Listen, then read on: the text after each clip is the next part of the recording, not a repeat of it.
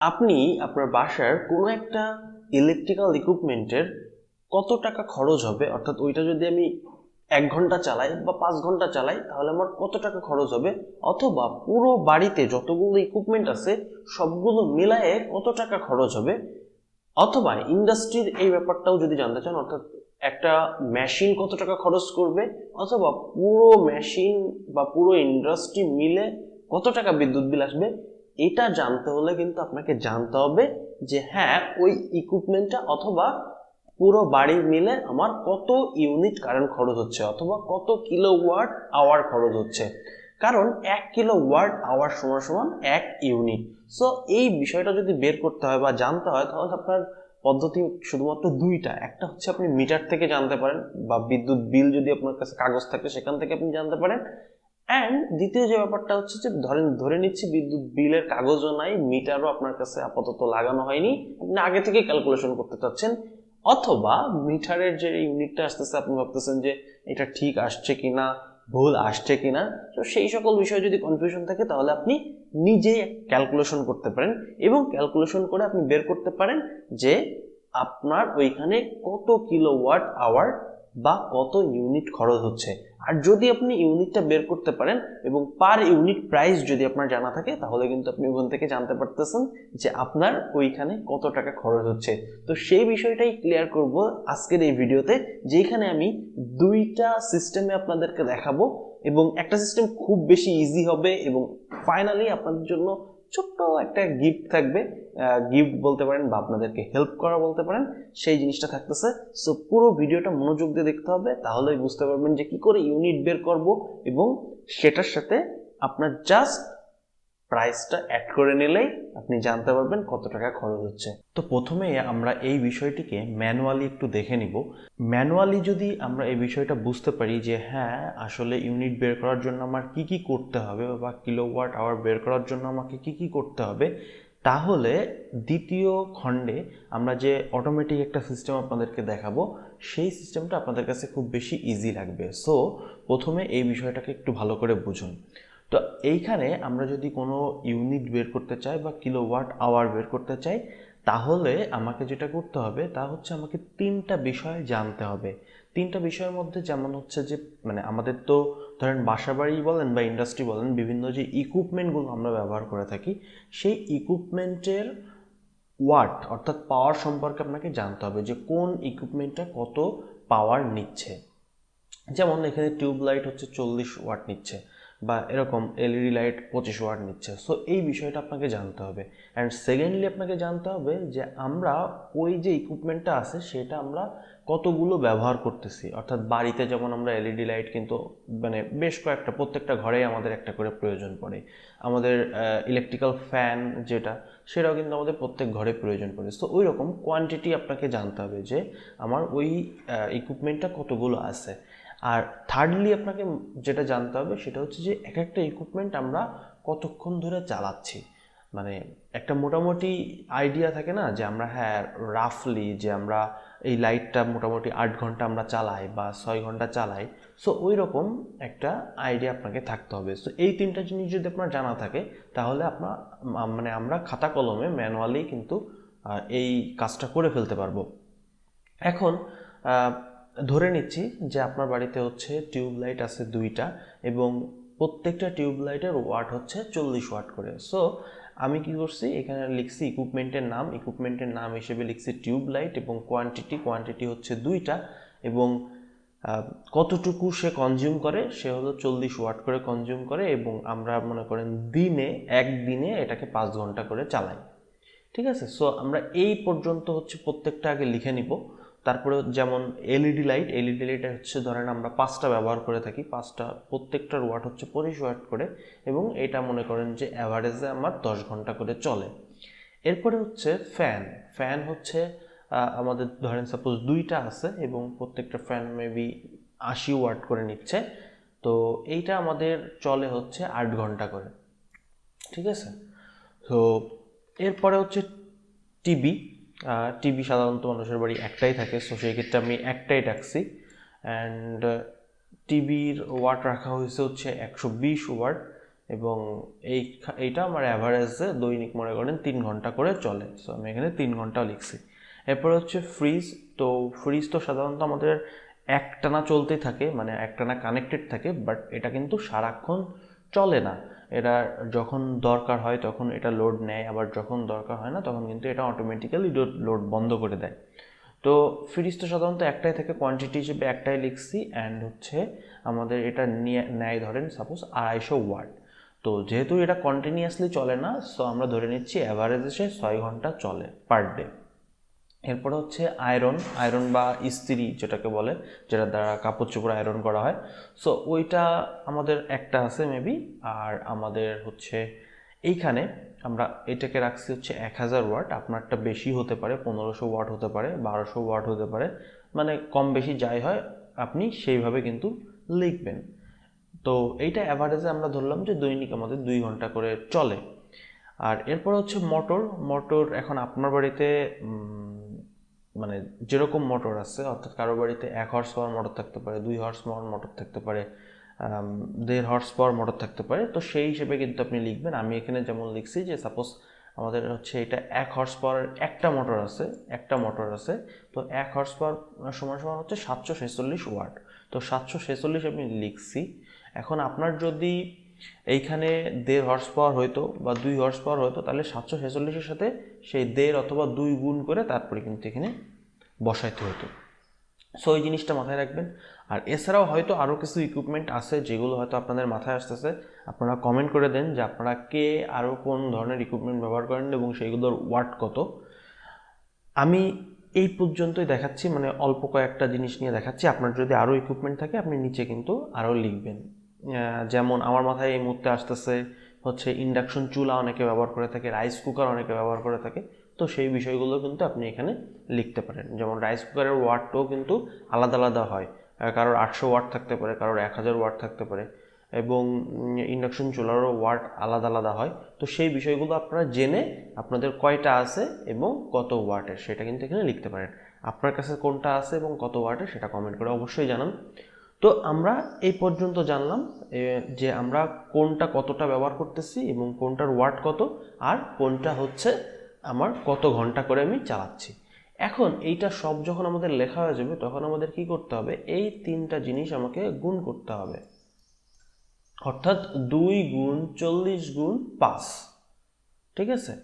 কারণ কি, আমরা তাহলে এইটা এই 2টা বাতির 40 ওয়াট করে নিচ্ছে এবং সে 5 ঘন্টা চলতেছে, এই 3টা যদি গুণ করি তাহলে আমাদের এই টিউবলাইটের টোটাল ওয়াটটা চলে আসবে। মানে আমরা একদিনে কত ওয়াট খরচ করতেছি সেইটা আমাদের চলে আসবে।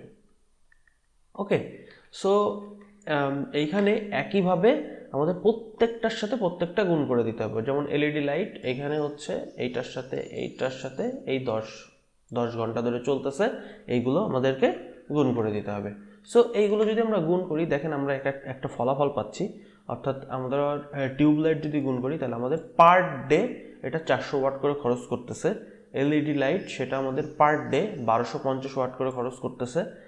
ফ্যান পার ডে আমাদের হচ্ছে 1280 করে খরচ করতেছে। টিভি পার ডে আমাদের 360 করে খরচ করতেছে।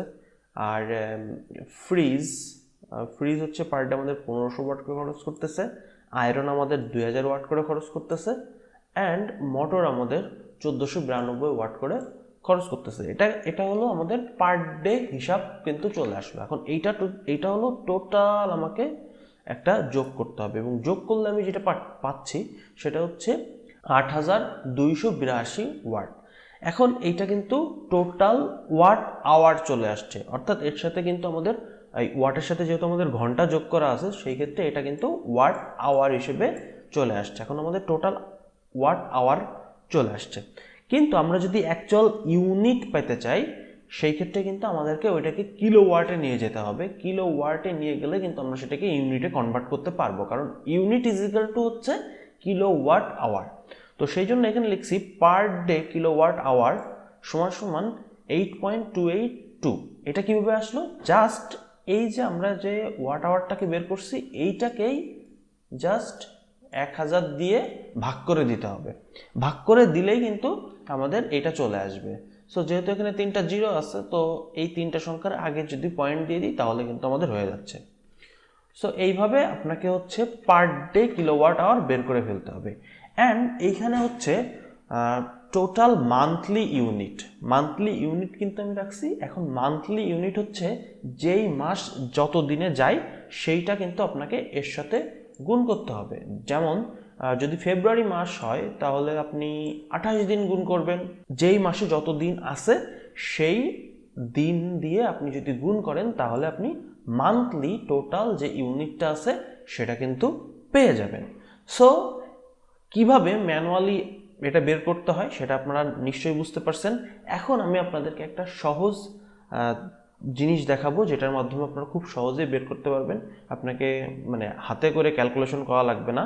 এইখানে আমি আপনাদের হচ্ছে ইউনিট এবং কিলোওয়াট আওয়ার ক্যালকুলেশন করার জন্য আপনাদের জন্য একটা গুগল শিট রেডি করেছি, যেইখানে আপনারা যদি মানগুলো বসান তাহলে অটোমেটিক্যালি এটা ক্যালকুলেশন হয়ে যাবে। অর্থাৎ আপনাকে তেমন কোনো কিছু ম্যানুয়ালি গুণটুন করতে হবে না, আপনার জাস্ট ইনপুট দিতে হবে। যেমন আপনার হচ্ছে টিউবলাইট মানে সাপোজ আপনার বাসায় আছে হচ্ছে 2টা, সো আপনি এখানে 2 এন্ট্রি দিলেন, দেওয়ার পরে মানে যেহেতু এখানে কোয়ান্টিটি লেখা আছে, সো এই ঘরে সকল হচ্ছে কতগুলো করে ইকুইপমেন্ট আপনার কাছে আছে সেটা কিন্তু এন্ট্রি দিতে হবে। অর্থাৎ ম্যানুয়ালি আমরা যে জিনিসটা দেখলাম হুবহু সেই জিনিসটাই কিন্তু এখানে আছে, আপনাকে জাস্ট এন্ট্রি দিতে হবে ওইগুলো। বাকি যে ক্যালকুলেশনগুলো দেখাইছি এই ক্যালকুলেশনগুলো কিন্তু এখানে অটোমেটিক্যালি হয়ে যাবে। যেমন এই টিউবলাইটের হচ্ছে সাপোজ 40 ওয়াট করে আমার গ্রহণ করে, এবং এই টিউবলাইটগুলো সাপোজ চলে হচ্ছে দিনে 5 ঘন্টা।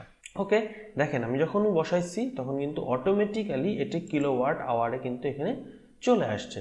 সো এই যে লাল চিহ্নিত করা যে এই ঘরগুলো আছে, কালার করা ঘরগুলো আছে, সেই ঘরগুলোর মধ্যে কিন্তু সূত্র দেওয়া আছে। সো এই জায়গাগুলোতে আপনারা তেমন কিছু করবেন না।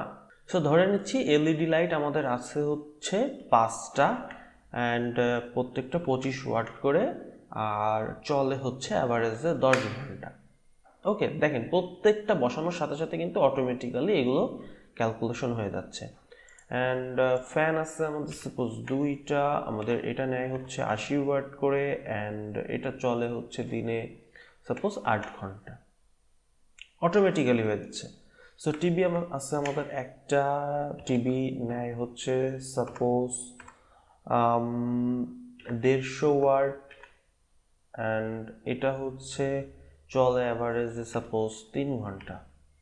ওকে, ফ্রিজ একটা আছে, এটা নেয় সাপোজ 250 ওয়াট, এবং এটা চলে অ্যাভারেজে ধরে নিচ্ছি আমরা 6 ঘন্টা। ওকে, অ্যান্ড আয়রন সেটা আসতে মনে করেন একটা, আমাদের এটা নেয় ধরেন সাপোজ 1500 ওয়াট করে, অ্যান্ড এটা অ্যাভারেজে চলে 2 ঘন্টা।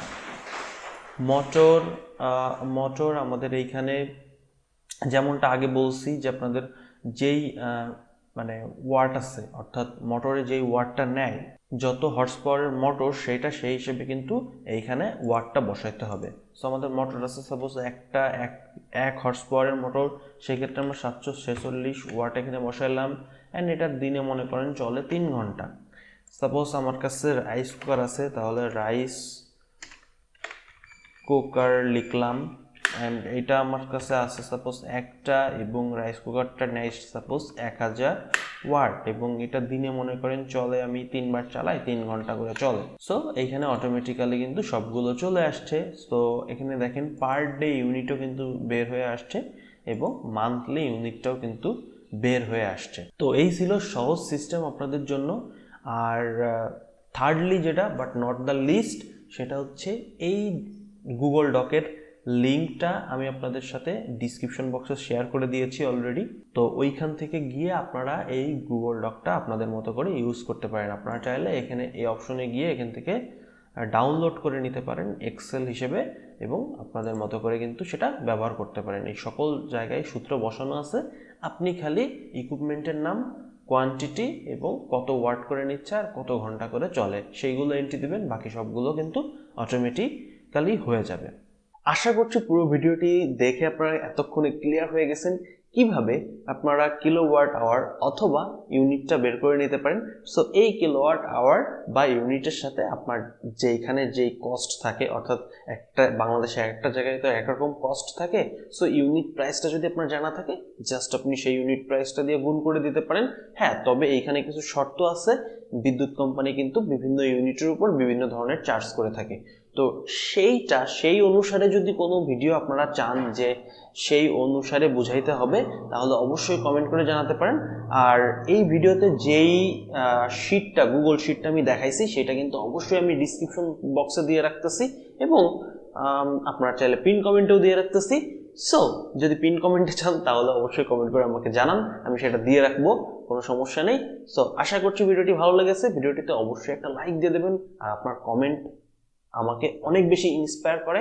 সো অবশ্যই কমেন্ট করে জানান আপনার কেমন লাগছে, কোনো ধরনের কোনো সমস্যা আছে কিনা, কোনো নতুন ভিডিও চান কিনা। আর যদি চ্যানেলটিতে নতুন এসে থাকেন তাহলে অবশ্যই প্লেলিস্ট ঘুরে দেখেন। প্লেলিস্টে আপনার হয়তো প্রয়োজনীয় যে ভিডিওগুলো আছে সেগুলো আপনি পেয়ে যেতে পারেন। সো দেখা হচ্ছে পরবর্তী এরকম কোনো ভিডিওতে অথবা অন্য কোনো ভিডিও নিয়ে। সে পর্যন্ত ভালো থাকবেন, সুস্থ থাকবেন, সাবধানে থাকবেন। Good bye.